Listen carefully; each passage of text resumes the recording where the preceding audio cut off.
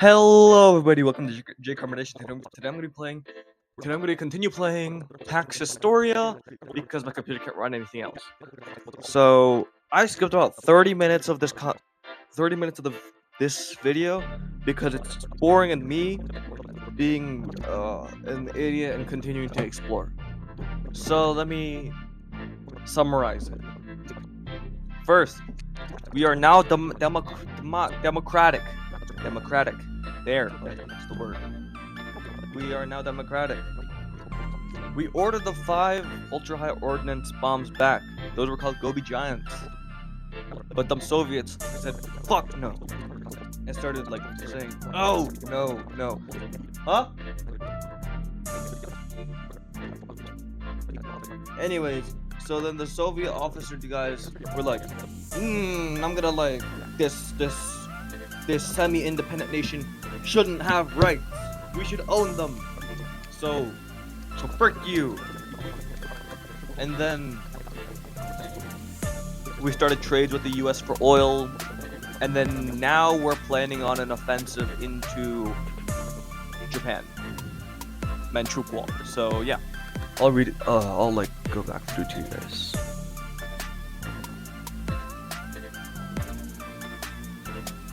Oh, we just annexed this. Joint Warlord Conference in Luoyang. Following the Mongolian diplomatic pressure, the Republic of China convened an unprecedented summit in Luoyang with representatives from Shangji clique and Guajing clique and Zhebei clique. Chiang Kai-shek envoys presented intelligence documentation of Japanese atrocities in occupied territory, including photographic evidence of massacres in Nanjing and forced labor camps in Manchukuo. Shangji clique, led by these, were expressed cautious willingness to coordinate defensive actions if Mongolia's northern offensive proved successful. However, Guadzi militarists remained skeptical of entrusting their force to a warlord alliance without ironclad guarantees. Iron Fist commences.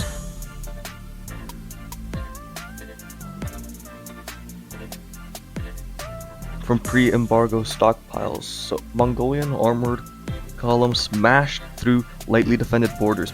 The Steppe Eagle fighter squadron provided air cover, achieving immediate air support by destroying grounded Japanese reconnaissance planes.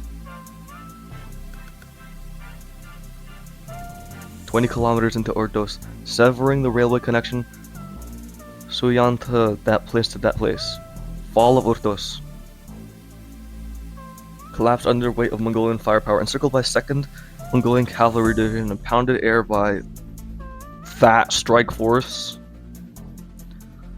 Mongolian engineers quickly repaired the severed rail lines to facilitate supply convoys from Khatkan, while the first prototype tank company regrouped for the next phase. Sent shockwaves through Tokyo's Imperial General Headquarters, recognizing the strategic threat posed by Mongolian salient cutting into Manchukuo and western flank. The army diverted their 23rd Infantry.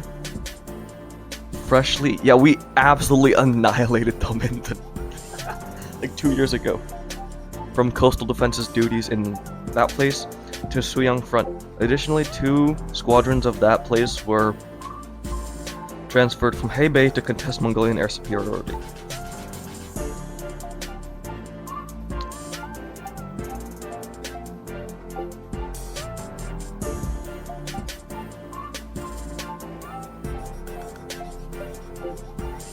I have yet to face a major loss, actually.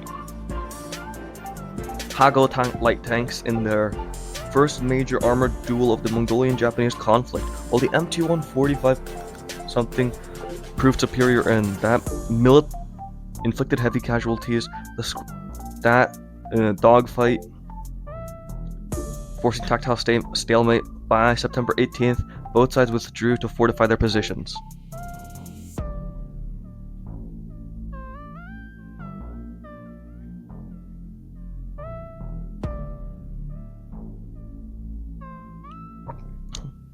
A mid-level NKVD officer acting under unofficial orders approached Mongolian Foreign Ministry officials with a proposal. The Soviet Union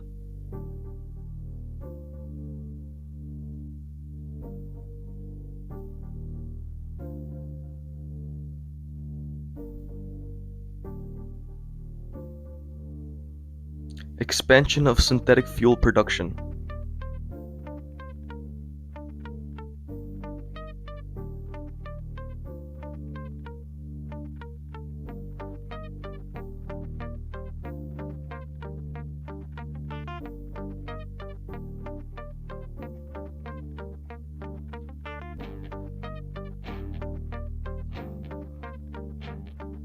Capture of Ordos had that.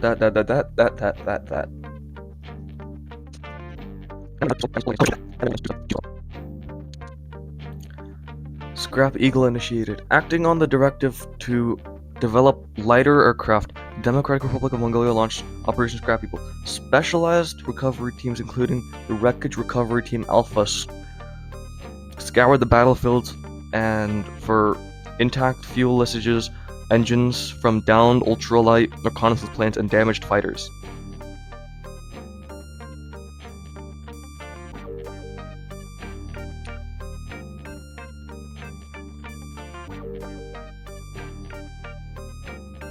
So we're like just developing our planes at this point. See, the Steppe Guard is genius. Intelligence gathered by the Steppe Guard and aerial reconnaissance confirmed that the Japanese mass forces were observed in Suyan. The entire time I was preparing for this one major offensive, dropping 3 ultra-high ordnance bombs on Japan and completely annexing Manchuria and a bunch of other stuff. This brings such a smile to my face. Alright. Major city here. Capital, by the way. So attack near the capital on the largest port and stuff. Largest port here. Drop it straight on Pyongyang. On Pyongyang. God.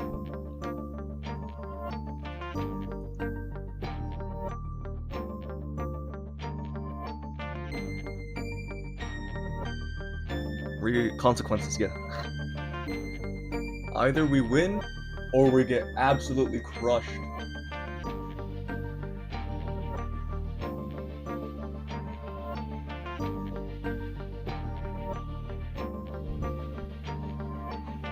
I know the US and the Soviet Union are going to condemn us, but like, what are they going to do?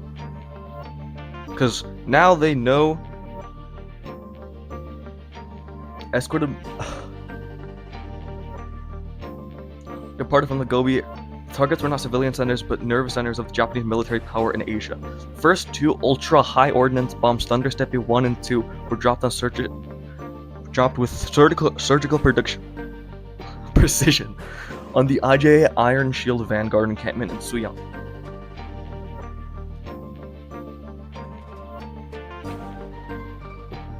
The Great Steppe Offensive begins. Minutes after the nuclear detonations, the main body of the Mongolian People Army surged forward, supported by the MT-1 Steppe tank battalions and overwhelming air superiority.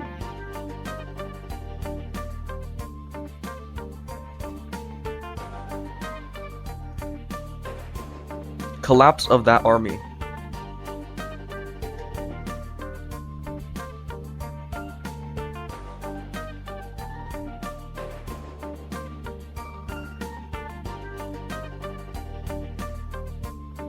Where's the drop on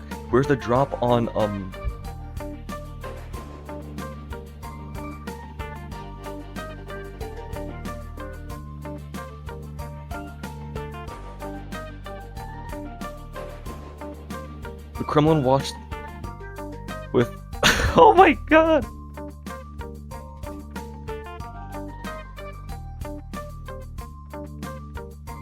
Are we like now an empire though?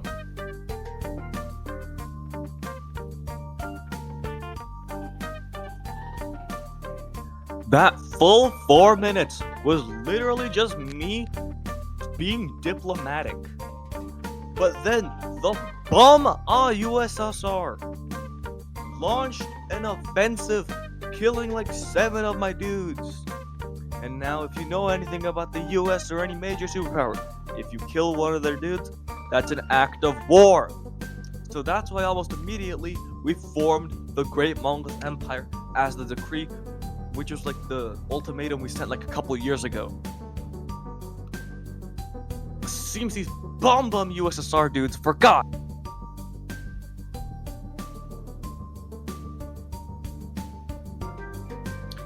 Proclaim the Mongolian Empire. New constitution centralized power under the Khan Emperor, blending democratic representation with imperial authority. Not as a loss of freedom, but ascension to Mongolia as its rightful status as a great power. Instantly yoinkity sploinkity.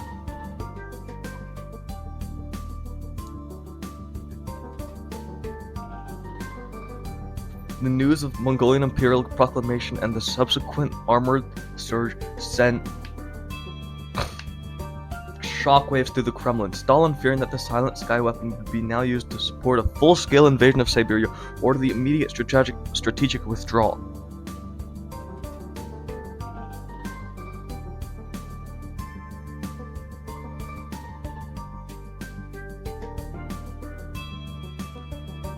Oh my god. How the hell did I take that?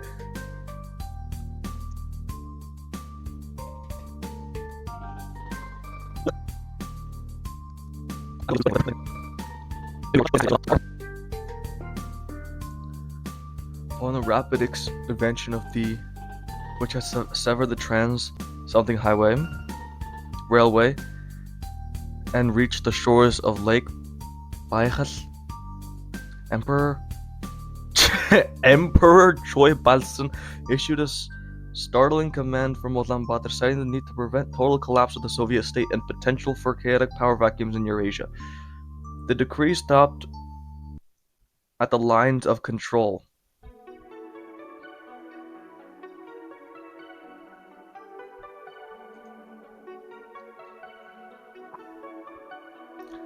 Kremlin reeled from the shock of the Mongolian offensive and the subsequent sudden halt.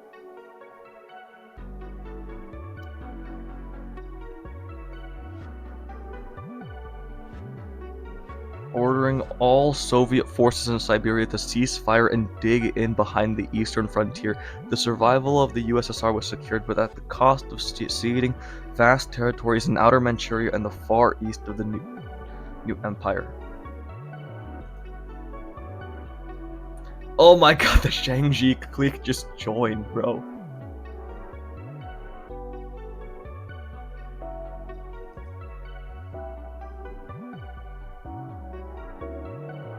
Oh my god, they just joined!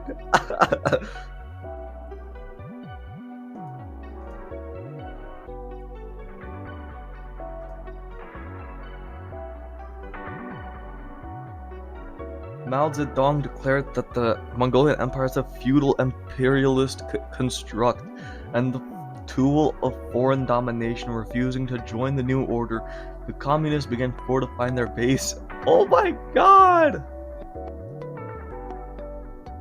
Administrative reorganization of the empire.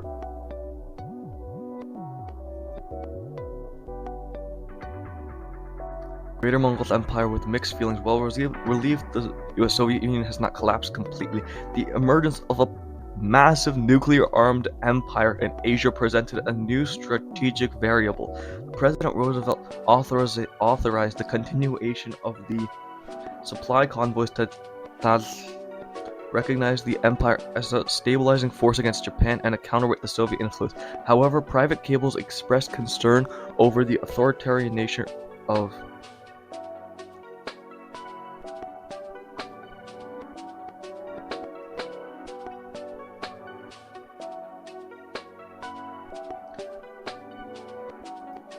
oh my god.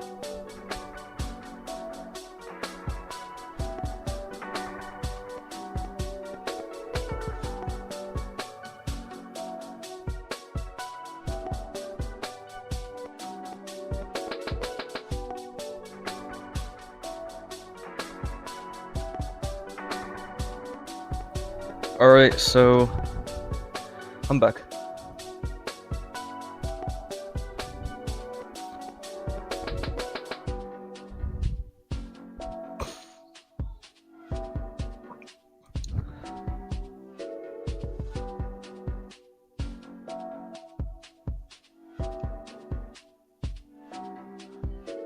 representatives in Guangxi and Guangdong arrive in Ulaanbaatar to sign the Charter of Southern Anatomy.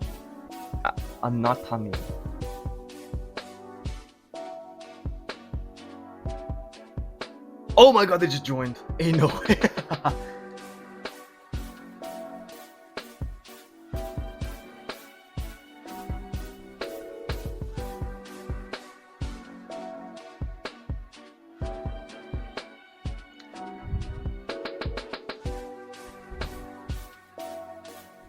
Following the Imperial successful parliamentary session and the peaceful integration of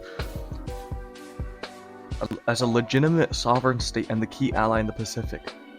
Oh my god, the US just like accepted it. Oh.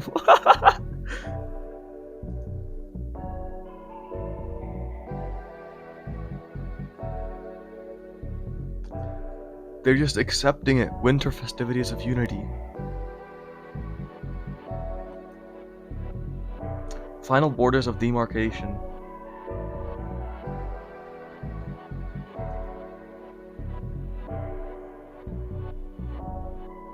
Clearing the age of fragmentation was truly over. The Mongol Empire. I had to restart my computer because it was overloaded and like the CPU was overloaded, the RAM was leaking, and a bunch of other stuff that just made it impossible for me to continue recording. So,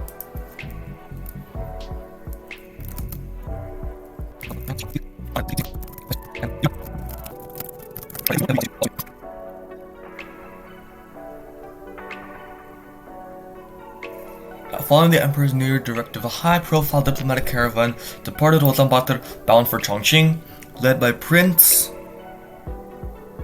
God, that's... Demchik Dongov. I'm just gonna give up on that one. If it's written in like... if it was written in Cyrillic, I could probably read that.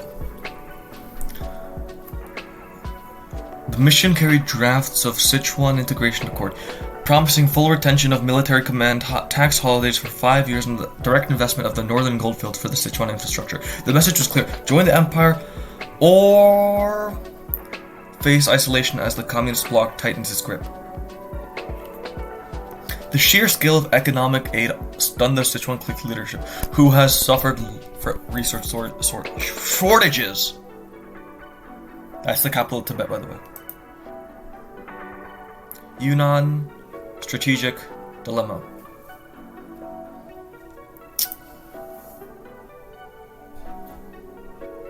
Based on the previous year's treaty,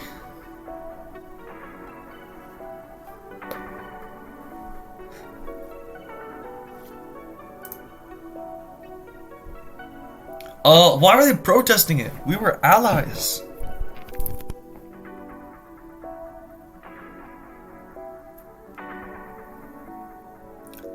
Oh my god. Oh, they just collapsed and joined.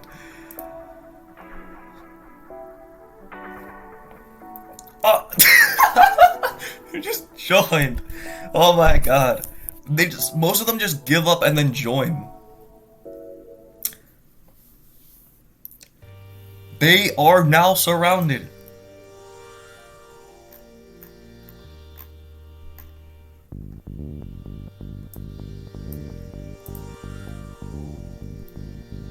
Kami, China. Alright.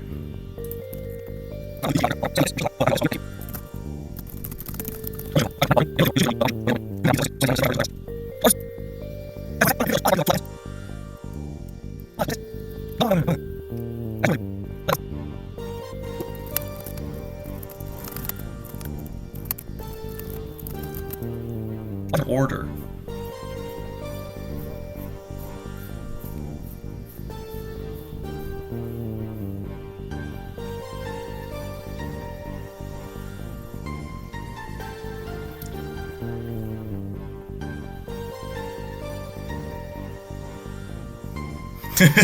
It's so goofy just seeing the Republic of China and then above it, Mongolian Empire. 300 transport aircraft and ground convoys departing from forward bases in outer Manchuria and Hunan.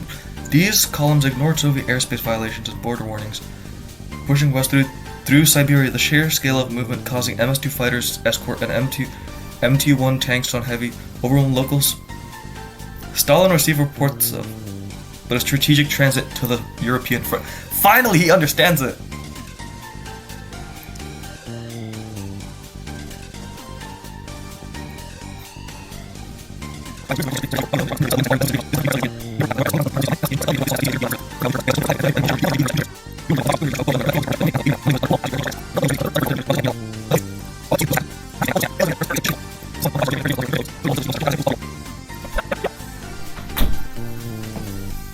Alright, so now we're allowed to launch tactical nukes.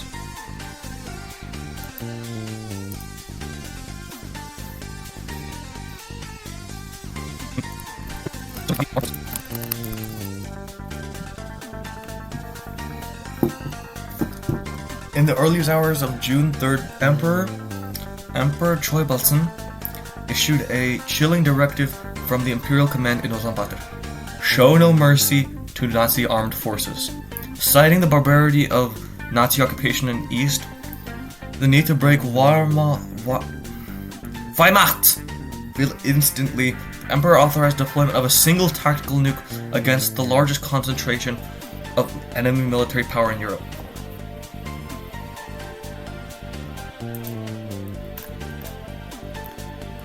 Launch of the Silent Sky.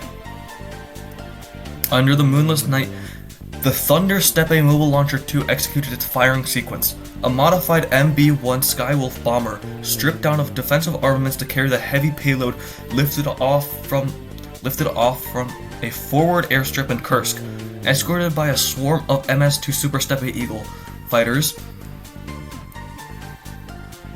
The aircraft penetrated deep into contested zone. German radar operators detected the formation but were overwhelmed by the electronic countermeasures and sheer speed of the Mongolian interceptors. The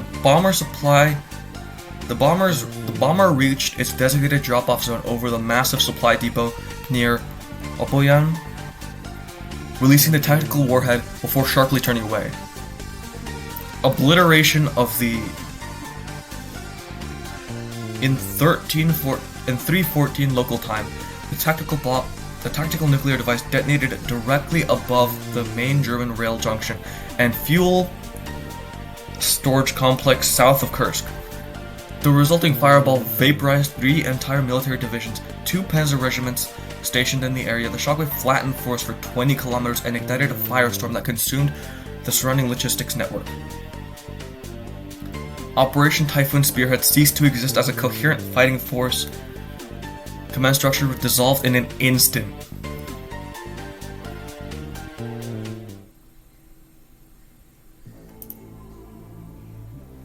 The news of the destruction reached the Führerbank in Berlin, causing a state of catatonic shock among the high command. Hitler initially refused to believe the reports of a sun falling from the sky, accusing his generals of treasonous exaggeration. However, the radio contact with the entire Kursk sector failed permanently.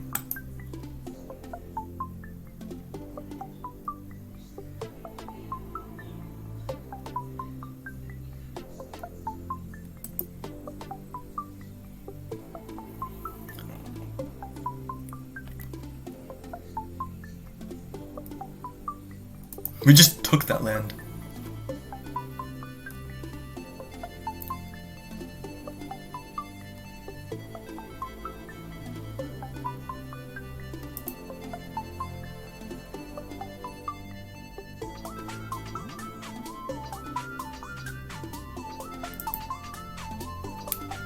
Hitler's rage and the vengeance weapon.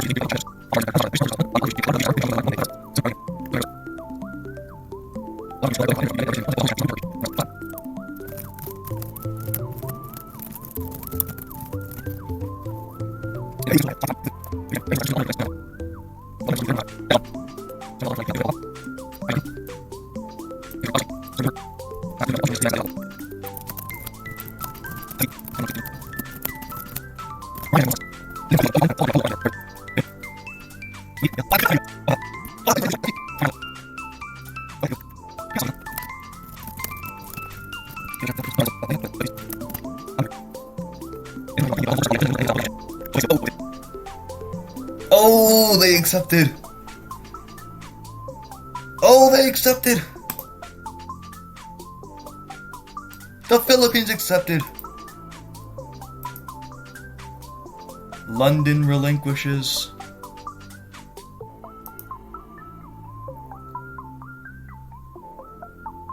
Did they accept? They accepted.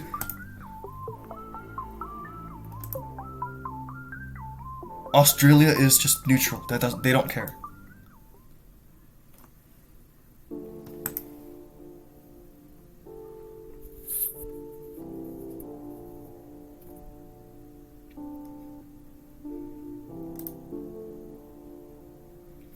Economic boom in the archipelago.